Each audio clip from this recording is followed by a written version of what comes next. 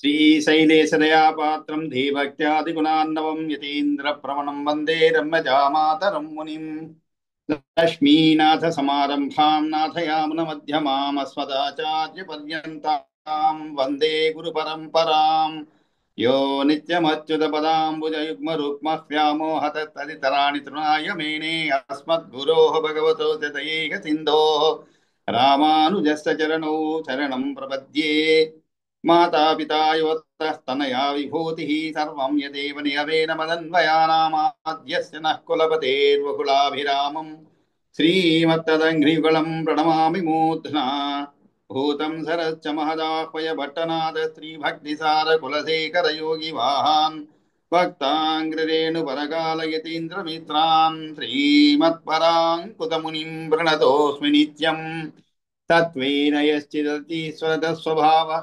भोगापवर्गतदुपाय गतिरुदारः सन्दर्शयन्निरमिमीतपुराणरत्नं तस्मै नमो मुनिवराय पराशराय हंसैः षड्भिः समाकीर्णम् अङ्गैर्वेदमिवापरम् पुराणं वैष्णवं चक्रे यस्तं वन्दे पराशरं व्यासं वसिष्ठनरं तेः पौत्रमकल्मषम् पराशरात्मजं वन्दे सुखदातं तपोनिधिं व्यासाय विष्णुरूपाय व्यासरूपाय विष्णवे नमो वै ब्रह्मनिधये वासिष्ठाय नमो नमः। पुराणं वैष्णवं चैतत्सर्वकिल्बिषनाशनं वेष्टं सर्वशास्त्रेभ्यः पुरुषार्थोपपादने भारते भगवद्गीता धर्मशास्त्रेषु मानवः वेदेषु पौरुषं सूक्तं पुराणेषु च वैष्णवं तत्कर्म यन्न बन्धाय सा विद्याया विमुक्तये आयासाय परं कर्म विद्या अन्या शिल्पनैपुणम् श्रीविष्णुचित्तपदपङ्कजसङ्गमाय चेतो मम स्पृहयते किमतः परेण नो चेन्ममापि यतिशेखरभारतीनां भावः कथं भवितुमर्हति वाग्विदेय नारायणं नमस्कृत्य नरं चैव नरोत्तमं देवीं सरस्वतीं चैव ततो जयमुदीरयेत् शान्ताकारं भुजगशयनं पद्मनाभं सुरेशं विश्वाकारं गगनसदृशं मेघवर्णं शुभाङ्गं लक्ष्मीकान्तं कमलनयनं योगिवृत्तध्यानगम्यं वन्दे विष्णुं भवभयहरं सर्वलोकैकनाथं सशङ्खचक्रं सकिरीटकुण्डलं सपीतवस्त्रं सरसीरुहेक्षणं सहारवक्षस्थलशोभिकौस्तुभं नमामि विष्णुं शिरसा चतुर्भुजम्। మనం ఈ విష్ణు పురాణంలో ఈ 6 అధ్యాయాలు పూర్తి చేసుకున్నాం అనమాట. ప్రథమ అంశంలో అందుకే మొదటి పార్ట్లో 6 అధ్యాయాలు పూర్తి చేసుకున్నాం అనమాట. తర్వాత 7వ అధ్యాయానికి ఈరోజు మనం ప్రారంభించాలి 7వ అధ్యాయాన్ని. ఈ 6వ అధ్యాయంలో క్లుప్తంగా జరిగింది ఏమిటంటే, అధర్మం అంటే కాలము ప్రతి ఒక్క మనిషి యందు తలపైన కూర్చొని తల లోపల ప్రవేశించి అతనిని ఒక అధర్మ మార్గంలో పయనించేందుకు కృషి చేస్తుందన్నమాట. కృషి అంటే ఏమిటి? ఆ విధంగా పయనించేందుకు ప్రోద్బలిస్తుందన్నమాట. ఆ విధంగా ధర్మపరులైనటువంటి చాతుర్వర్ణ మనుషులు అంటే మానుష జాతి కూడా, అంటే చాతుర్వర్ణం అంటే బ్రాహ్మణులు, క్షత్రియులు, వైశ్యులు, శూద్రులు, వారి వారి ధర్మాలను వదిలిపెట్టి ఈ విధంగా కొన్ని కొన్ని నరకాలకు వెళుతారు. వారి ధర్మాన్ని వారు ఆచరించినందువలన ఏమి ప్రయోజనం అని చెప్పబడింది చివరిలో. అదేవిధంగా ఆచరించినందువలన కూడా దానివల్ల ఎటువంటి నరకమునకు వెళతారు అనేటువంటిది కూడా చెప్పబడింది అనమాట. ఇక్కడ మనకి వర్ణానాం ఆశ్రమాణాంచ ధర్మాన్ ధర్మవృతాంబర లోకాంచ సర్వవర్ణానాం సమ్యక్ ధర్మానుపాలినాం అని 33వ శ్లోకం చెప్పబడింది. ఏమని? ప్రాజాపత్యం బ్రాహ్మణానాం కృతం స్థానం క్రియావతాం స్థానం ఐంద్రం క్షత్రియాణం సంగమేషు అనివర్తినాం వైశ్యానాం మారుతం స్థానం స్వధర్మమనువర్తినాం గాంధర్వం శూద్రజాతీనాం పరిచర్యానువర్తినాం. అంతేకాదు అష్టాశీతి సహస్ర అని చెప్పి మునీశ్వరులు కూడా ఏ స్థానం ఏర్పడుతుంది అంటే ఇవన్నీ కూడా తమ తమ ధర్మాలను సక్రమంగా ఆచరించే వారికి అన్నమాట. అలా ఆచరించినటువంటి వారు ఎటువంటి నరకానికి పోతారు అనేటువంటిది కూడా వివిధ రకమైనటువంటి నరకముల గురించి చెప్పబడింది అన్నమాట. తామిశ్రం, అంధతామిశ్రం, మహారౌరం, అరౌరవం, రౌరవం, అసిపత్రవనం, ఘోరం, కాలసూత్రం, అవీచిమత్, వినిందకానాం వేదస్య యజ్ఞ వ్యాఘాతకారిణాం స్థానమేత సమాఖ్యాతం స్వధర్మత్యాగినశ్చయే. కాబట్టి ఈ మహాభయంకరమైనటువంటి ఈ యొక్క నరకాలన్నీ కూడా ఎవరికి? యజ్ఞ ధ్వంసకులై స్వధర్మం విడిచినటువంటి వారికి అన్నమాట. విడిచిన వారికి ఇది స్థానంగా చెప్పబడింది అని తెలుసుకున్నాము. సరే, ఆ తర్వాత మరి 7వ అధ్యాయంలో ఇక్కడ ఈ మరీచి మున్నగు ప్రజాపతులు, ఆ తర్వాత స్వయంభూమను సంతాన వర్ణన మనకైతే కొన్ని ఇందాకే మనం అనుకున్నట్లుగా భాగవతంలో కూడా ఈ యొక్క మరీచి ఉన్న ప్రజాపతుల యొక్క సృష్టి, స్వయంభూమను సంతాన వర్ణన ఇవన్నీ కూడా వస్తుందన్నమాట. కాకపోతే ఇక్కడ ఇంకా చాలా విపులంగా ఇవ్వబడింది అనమాట. మనం చదువుకున్నటువంటి పోతన భాగవతంలో కూడా కొన్ని సందర్భాల్లో ఇవి చెప్పబడింది అనమాట. కాబట్టి దీంట్లో ఈ 7వ అధ్యాయంలో అంటే 7వ అధ్యాయంలో సుమారు ఒక 45 శ్లోకాలు ఉన్నాయన్నమాట. మన ఎప్పటిలాగానే ఈ 45 శ్లోకాలు చదువుకొని వీలైన శ్లోక తాత్పర్యాలు ప్రతిపాదం చెప్పుకుంటూ ముందుకు పోదాం. ఈరోజు ఎవరు కూడా చదివేటువంటి అవకాశం ఇవ్వటం లేదు ఎవరికి కూడా. పూర్తిగా క్లాస్ చెప్పుకొని రేపు చదివేటువంటి అవకాశం వినియోగించు. కాబట్టి శ్రీ పరాశర ఉవాచ తతో అభిధ్యాయస్తస్య జగ్నిరే మానసా ప్రజాః తశరీర సముత్పన్నైః కార్యైతైః కారణైః సహ. తతో అభిధ్యాయస్తస్య జగ్నిరే మానసా ప్రజాః తశరీర సముత్పన్నైః కార్యైః తైః కారణైః సహ. క్షేత్రజ్ఞాః సమవర్తంత గాత్రేభ్యः తస్య ధీమతః ते सर्वे समवर्तन्त ये मया प्रागुदीरिताः. क्षेत्रज्ञाः समवर्तन्त गात्रेभ्यः तस्य धीमतः ते सर्वे समवर्तन्त ये मया प्रागुदीरिताः. देवाद्याः स्थावरान्ताश्च त्रैगुण्य विषये स्थिताः. एवं भूतानि सृष्टानि चराणि स्थावराणि च. यदा अस्यता प्रजाः सर्वान् व्यवर्धन्त धीमतः अथान्यान् मानसान् पुत्रान् सदृशान् आत्मनो असृजत्. यदा अस्यताः प्रजाः सर्वान् व्यवर्धन्त धीमतः अथ अन्यान् मानसान् पुत्रान् सदृशान् आत्मनो असृजत्. भृगुं पुलस्त्यं पुलहं क्रतुम् अंगिरसं तथा. भृगुं पुलस्त्यं पुलहं क्रतुरंगिरसं तथा. मरीचिं दक्षमत्रिं च वसिष्ठं चैव मानसात्.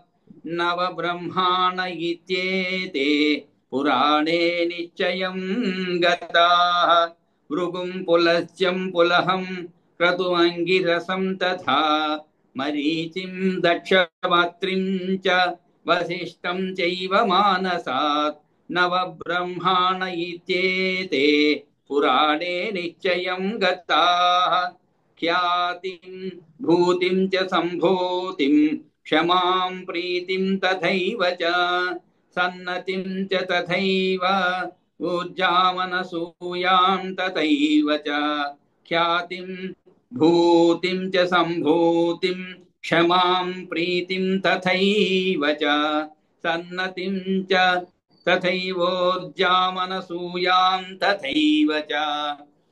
प्रसूतिं च तथा सृष्ट्वा ददौ तेषां महात्मनां पत्न्यो भवद्भवित्युक्त्वा तेषामेव तु दत्तवान् प्रसूतिं च तथा सृष्ट्वा ददौ तेषां महात्मनां पत्न्यो भवद्भवित्युक्त्वा तेषाम् एव तु दत्तवान् सनन्दनादयो ये च पूर्वं सृष्टास्तु वेदसा न ते लोकेशवः सज्जन्त निरपेक्षा प्रजासुते सर्वे ते हि आगतज्ञाना वीतरागा विमत्सराः तेष्वेवं निरपेक्षेषु लोकसृष्टौ महात्मनः ब्रह्मणो अभूत्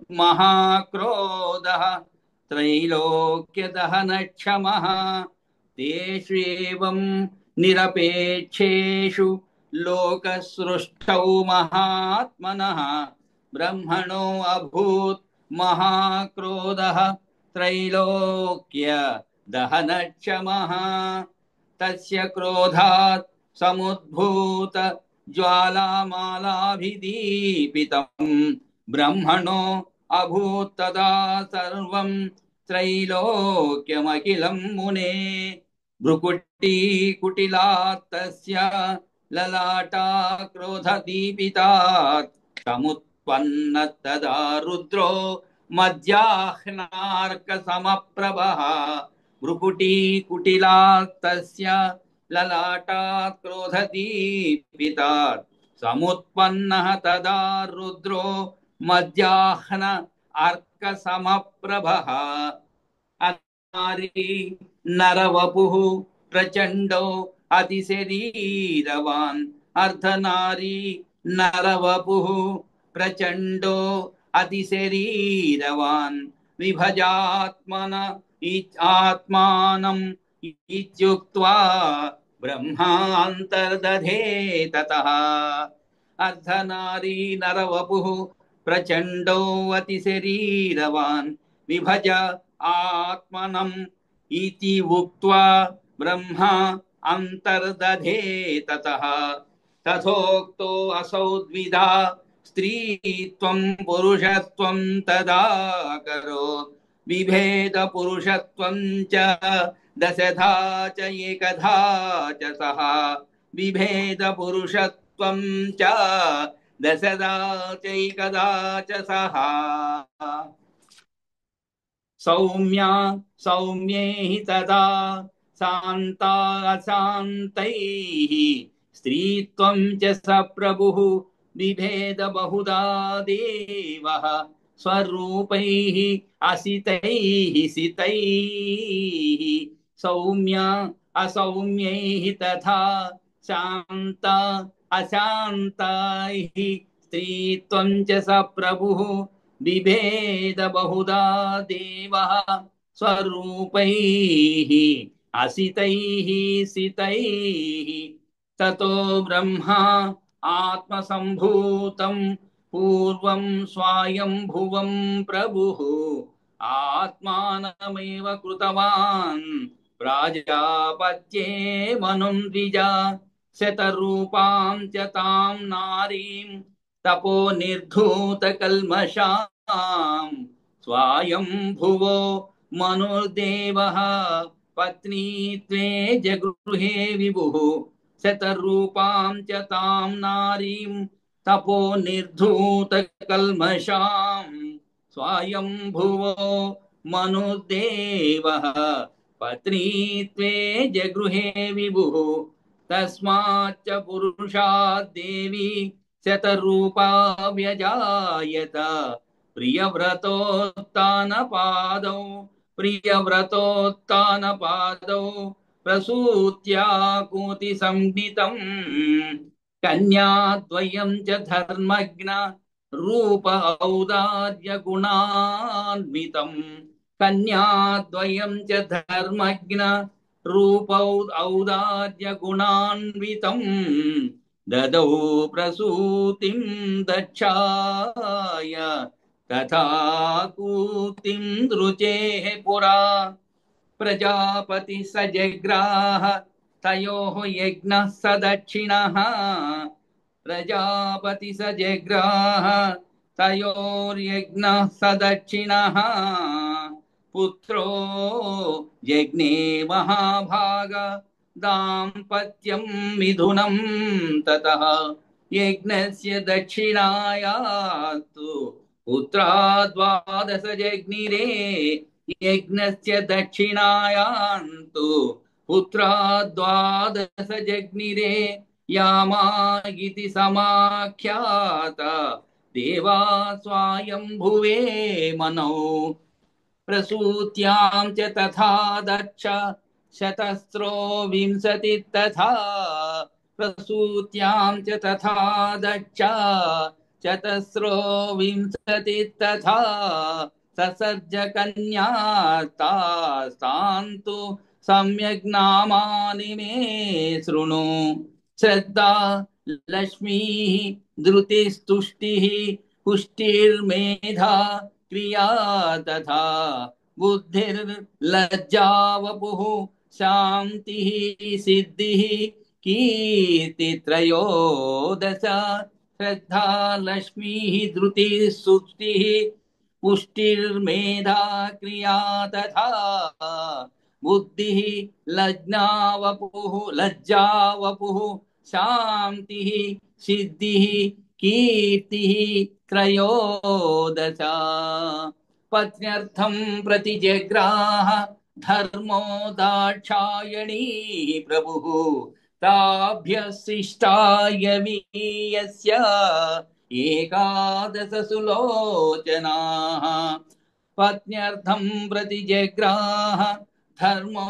दाक्षायणी प्रभुः ताभ्यः शिष्टाय वीयस्य एकादश सुलोचनाः ख्यातिः सत्यथा सम्भूतिः स्मृतिः प्रीतिः क्षमा तथा सन्नतिश्च अनसूया च ऊर्जा स्वाहा स्वधा तथा भृगुर्भवो मरीचिश्चाथ चैव अंगिरा मुनिः पुलश्च पुलहश्चैव क्रतुश्च ऋषिवरस्तदा अत्रिर्वसिष्ठो वह्निश्च पितरश्च यथाक्रमम् ख्यात्याद्याः जगृः कन्या मुनयो मुनिसप्तमा ख्याति सच्यद सम्भूतिः स्मृतिः प्रीति क्षमा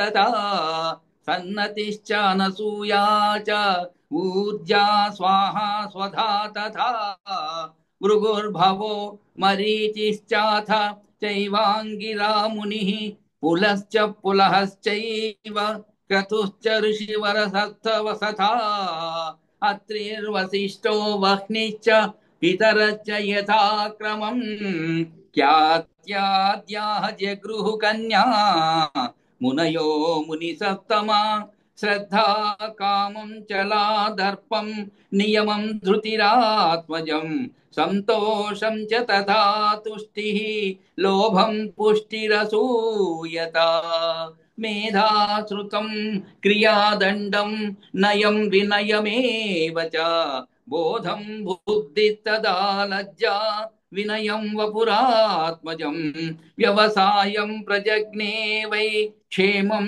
शान्तिरसूयता सुखं सिद्धिर्यशः कीर्तिरित्येते धर्मसूनवः मेधा श्रुतं क्रियादण्डं नयं विनयमेव च बोधं बुद्धिस्तदा लज्जा विनयं वपुरात्मजं व्यवसायं प्रजज्ञे वै क्षेमं शान्तिरसूयता सुखं सिद्धिर्यशः कीर्तिः इत्येते धर्मसूनवः कामान्नन्दा सुतं हर्षं धर्मपौत्रमसूयता हिंसा भार्या तु अधर्मस्य तस्यां यज्ञे तथा नृतं हिंसा भार्या तु अधर्मस्य तस्यां यज्ञे तथा नृतं स्तन्या च निकृतिस्ताभ्यां भयं नरकमेव च माया च वेदना चैव मिथुनं तु इदमेतयोः तयोर्जज्ञे अथ वै माया मृत्युं भूतापहारिणम् वेदना स्वसुतं चापि दुःखं जज्ञे अथ रौरवात् वेदना स्वसुतं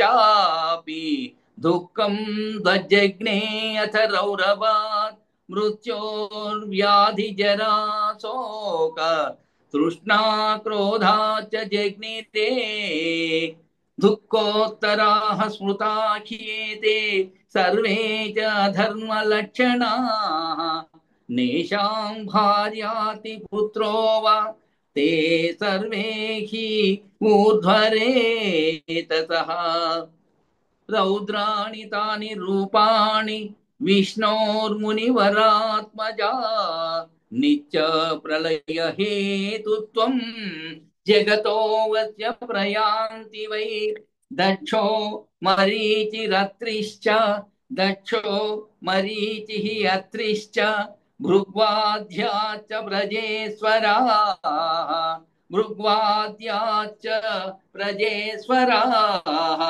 जगत्यत्र महाभाग नित्यसर्गस्य हेतवः मनवो मनुपुत्राश्च भूपा वीर्यधनाश्च ये सन्मार्गाभिरता शूराः ते नित्यस्थितिकारिणः मनवो मनुपुत्राश्च भूपा वीर्यधनाश्च ये सन्मार्गाभिरता शूराः ते नित्यस्थितिकारिणः श्रीमैत्रेय उवाच येयं नित्यातिथि ब्रह्मन् नित्यसर्गस्तदेरितः नित्याभावच्च तेषां वै स्वरूपं मम कथ्यताम् सर्गस्थितिविनाशांश्च सर्गस्थितिविनाशांश्च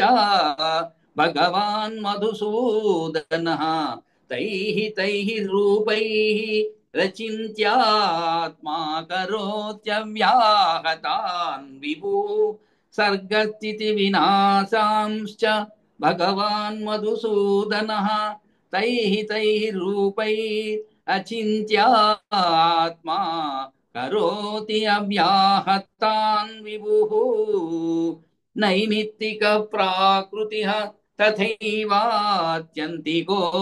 द्विजा नैमित्तिकः प्राकृतिक तथैव आत्यन्तिको द्विजा नित्यश्च सर्वभूतानां प्रलयो अयं चतुर्विधः ब्राह्मो नैमित्तिकस्तत्र यच्छेते जगतः पतिः प्रयाति प्राकृतश्चैव ब्रह्माण्डं प्रकृते लयं ज्ञानादात्यन्तिकः प्रोक्तो ज्ञानाद् आत्यन्तिकः प्रोक्तो योगिनः परमात्मनि नित्यः सदैव जातानां यो विनाशो दिवानिशम् प्रसूतिः प्रकृतेर्यातु प्रसूतिः प्रकृतेर्यातु सा सृष्टि प्राकृता स्मृता दैनन्दिनी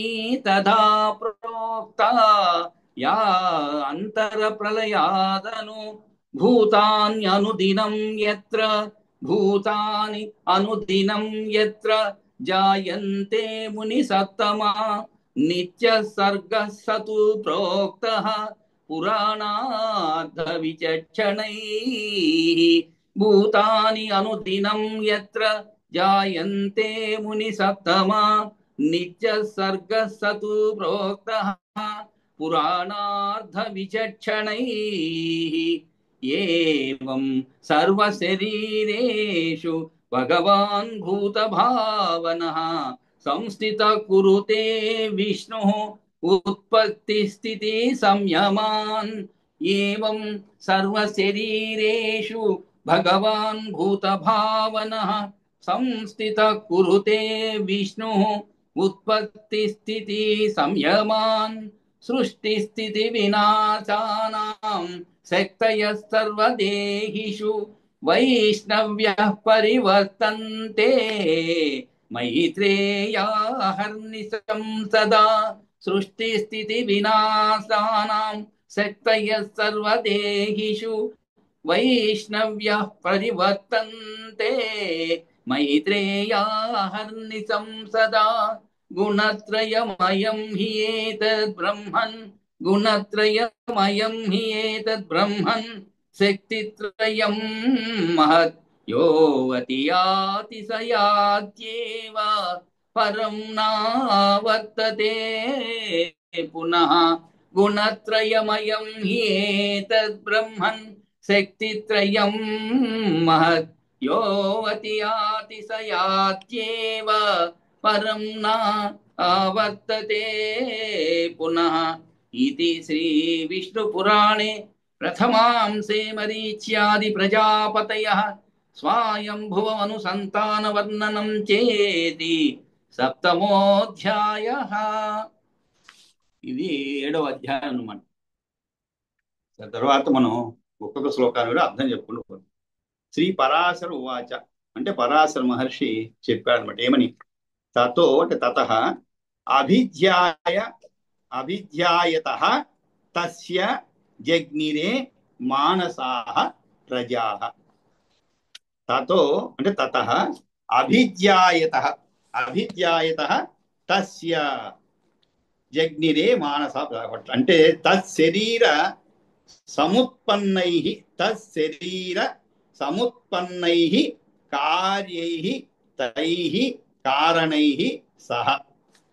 అంటే వాటి పైన బ్రహ్మ ఏం చేస్తున్నాడు? బ్రహ్మ ధ్యానిస్తూ ఉండగా ఆయన దేహం వల్ల సంభవించినటువంటి శరీరాలతో అంటే దేహం వలన సంభవించినటువంటి శరీరాలతోనూ ఇంద్రియాలతోనూ కూడా మానసిక జీవులు జన్మించారు.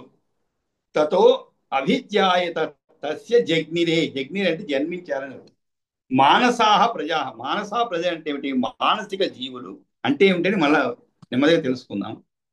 శరీర సముత్పన్నై శరీరం అంటే ఆ దేహం. ఆయన దేహం వల్ల సముత్పన్నై అంటే సంభవించినటువంటి శరీరాలతోనూ కార్యై తై కారణై. అది కూడా ఎలాగా ధ్యానిస్తుండగా ఆయన దేహం వల్ల సంభవించిన శరీరాలతోనూ ఇంద్రియాలతోనూ మానసిక జీవులు జన్మించారు. ఇక్కడ కొంత వ్యాఖ్యానం మనం చదువుకోవాలన్నమాట. ఏమిటంటే ముందుగా బ్రహ్మ చేసినటువంటి మానసిక సృష్టిని తెలిపి ఇప్పుడు యవన సృష్టి అంటారు. అంటే ఏమిటి యవన సృష్టి? అంటే యవన అంటే ఏమిటి? యోని అని అర్థం. యవన అంటే యోని సృష్టి అంటే ఏమిటి? స్త్రీ పురుష శరీరాల కలయిక ద్వారా పుట్టెడి దానిని అని అర్థం. అందుకే మనకి సీతను ఏమంటాము? అయోనిజ అంటాం.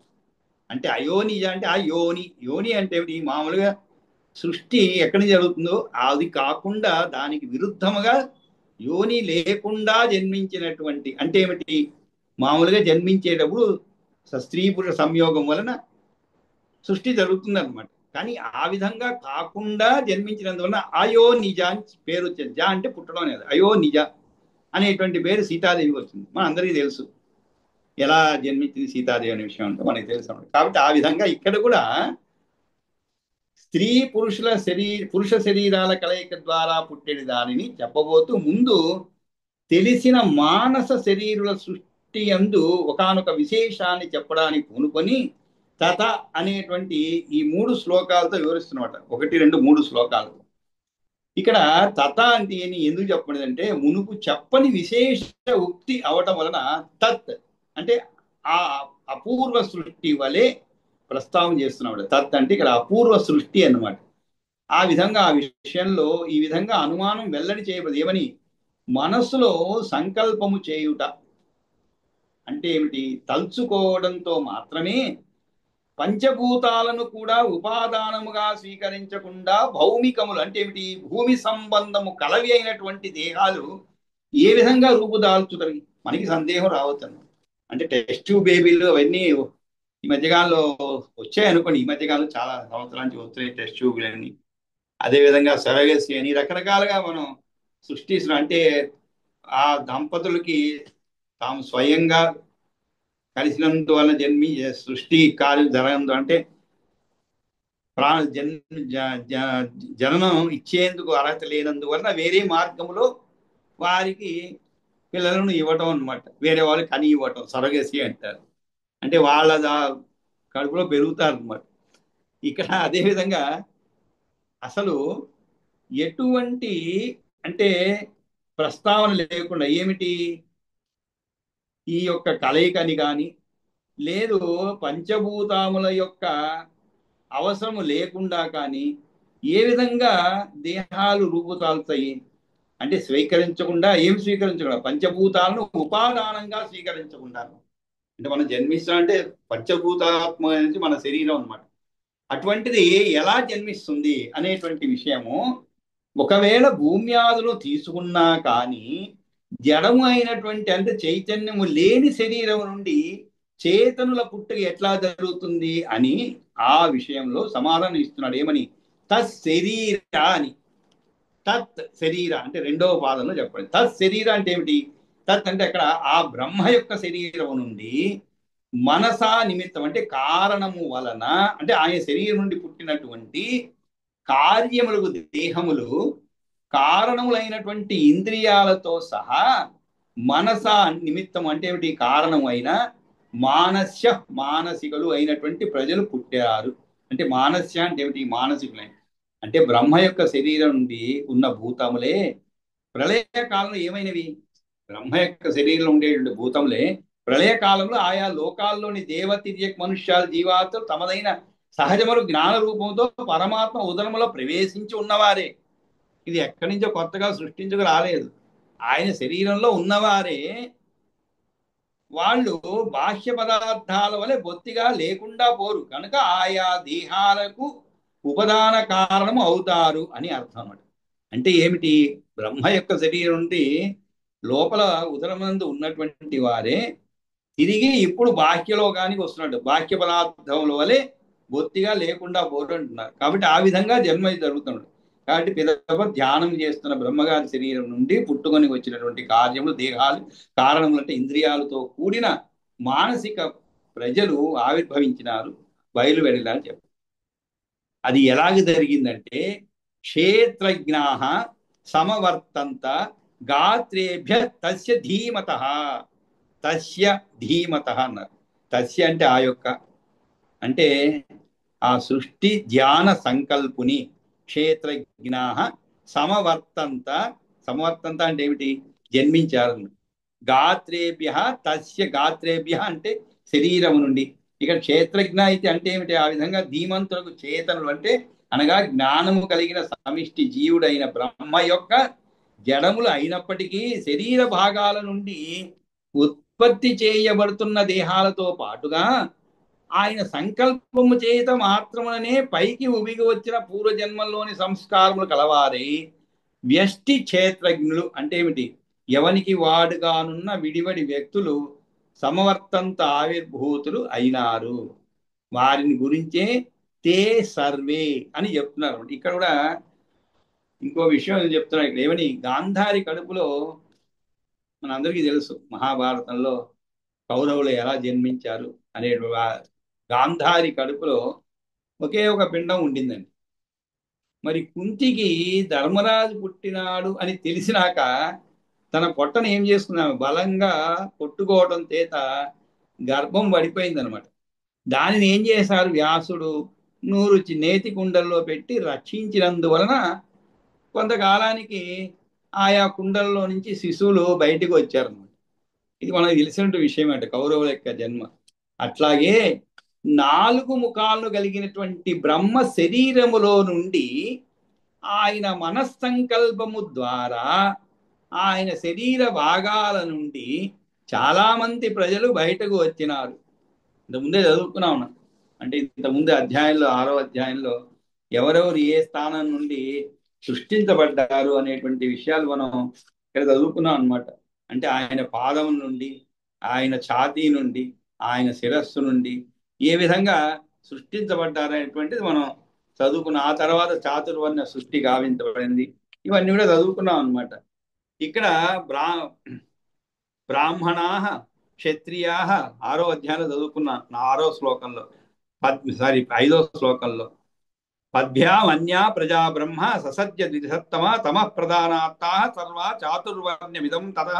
అంతకుముందు వర్చసో రజసోద్రిక్త తథా వై బ్రహ్మణో అభవన్ రజసా తమసా చైవ సముద్రిక్త తథో ఊరుజాహ అని చెప్పుకున్నాం. ఆ తర్వాత బ్రహ్మణ క్షత్రియ వైశ్య శూద్రాచ ద్విసత్తమ పాద ఊరు వక్షస్థలతో ముఖదచ్చ సముద్గత అని ఇక్కడ ఏ భాగం నుండి ఈ విధంగా ముఖము వక్షస్థలము ఊరుద్వయము పాదద్వయము నుండి సృజించబడ్డవారు ఎవరు? క్రమంగా బ్రాహ్మణులు క్షత్రియులు వైశ్యులు శూద్రులు అయ్యారు.